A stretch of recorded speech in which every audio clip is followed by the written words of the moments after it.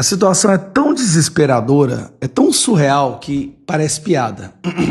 Parece que o Brasil voltou lá na época medieval, na época que tinha o rei, e quando dois plebeus tinham algum problema, algum conflito sobre a divisão de terra, a produção, de quem que era a vaca, eles eram apresentados diante do rei e o rei decidia. Não tinha justiça, não tinha parlamento, era o rei que decidia.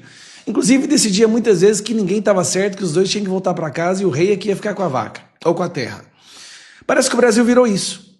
Vocês todos estão acompanhando esse conflito que está tendo entre o governo e o Congresso, porque o governo quis aumentar os impostos no povo brasileiro, o Congresso impediu. O Congresso usou uma ferramenta constitucional que se chama Projeto de Decreto Legislativo, para assustar o decreto do Lula de mais impostos. No Congresso nós tivemos 383 votos. Dificilmente qualquer projeto dentro do Congresso alcança esse número de votos. 383 deputados federais optaram por votar para assustar os impostos do Lula, proteger o povo brasileiro. E aí o Lula aciona o seu escritório de advocacia supremo, que é o Supremo Tribunal Federal. Pronto, aí foi a guerra declarada. Começa a atacar o Congresso, paga 140 mil para financiar, impulsionar conteúdo para atacar o Congresso, ativa sua militância, ativa o seu gabinete do ódio e tudo vai parar nas mãos do Moraes. Calma, que primeiro foi para o Barroso.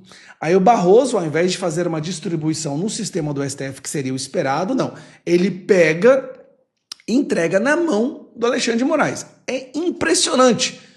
Tudo cai na mão do Alexandre de Moraes. Parece que todos os inquéritos do Brasil estão nas mãos. Por que não demite os outros 10 ministros, então economiza o dinheiro e deixa só o Moraes decidir? Vamos lá. E aí estava todo mundo esperando o que o Moraes ia fazer. Moraes ia ficar do lado do Lula, Moraes ia ficar do lado do Congresso, ia anular o decreto do Lula, ia anular o decreto do Congresso. O que o rei, imperador Moraes ia fazer? Gente, desculpa, tem que rir disso aqui. Aí o Moraes dá uma lapada, tipo assim, ele anulou a existência dos representantes eleitos. Porque o presidente, querendo ou não, tem voto. Os deputados, senadores têm votos também. O que ele faz? Foda-se vocês tudo. Eu que mando nessa porra. E toma essa decisão. Moraes suspende decretos do Lula e decisão do Congresso sobre IOF. E determina audiência de conciliação. Ele sustou foi tudo. Sustou o decreto Lula, sustou o decreto legislativo com 383 votos dos deputados federais e falou, ó, crianças, vocês estão brigando aí, quem vai decidir sou eu. Aí a justificativa que eles estão dando, que é podre, é essa aqui. Como os dois lados acionaram a Suprema Corte, então a Suprema Corte é que vai decidir. Só que o que eles não entendem ou não falam? Que só foi acionado a Suprema Corte porque eles criaram esse ambiente onde tudo é judicializado, porque eles acostumaram a dar sempre a palavra final em tudo. Inclusive até mesmo quando não são provocados. Inquéritos são abertos sem provocação do Ministério Público. Então, durante o governo Bolsonaro, o STF impediu atos do Bolsonaro sem serem provocados. E pedia 48 horas para que fosse explicado. Eu não vi isso até agora no governo Lula. Cadê as 48 horas para explicar o escândalo do INSS? Ninguém viu. Então nós estamos vendo o Moraes agora decidindo, ele tomou uma decisão. A decisão é, olha, acabou esse negócio de vocês acharem que quem manda aqui é vocês. Tá? Quem manda aqui é o STF, é bom vocês já irem se acostumando. Agora, eu quero mostrar isso aqui para vocês. Olha isso aqui. Aí o Flávio Dino, vai isso aqui, ó. Conciliação, essa negociação, esse diálogo deve ser conduzido pela política.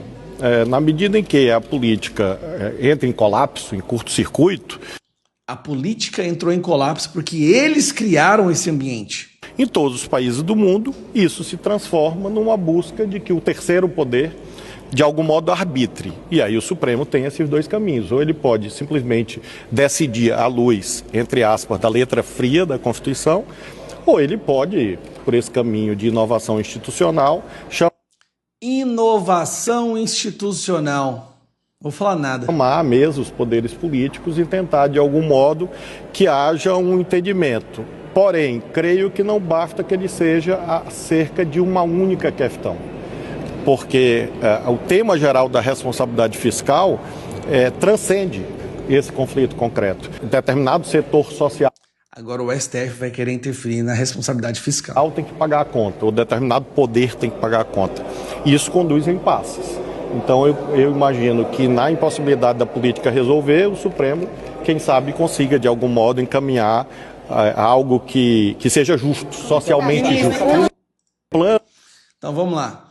O STF, ao longo dos últimos anos, criou uma atmosfera, um ambiente onde eles decidem tudo. A esquerda acostumou a judicializar tudo no STF porque são eles que decidem. Então, quando a esquerda perde alguma coisa democraticamente, o STF vai agir ditatorialmente. E agora, eles estão reclamando de que isso acontece com frequência. Acontece porque eles deixam. Eles poderiam simplesmente dizer, olha, isso não compete ao STF, mas eles nunca fazem isso. E agora nós temos esse ambiente terrível que a gente está vivendo agora. Cara, isso é surreal. Isso que está acontecendo é impressionante. Fecha o Congresso logo. Para que fazer eleição, meus amigos? Para que gastar dinheiro, sair fazer campanha, se nada é decidido por quem o povo elege? Tudo é decidido agora por eles, inclusive decidir anular um lado contra o outro. É surreal.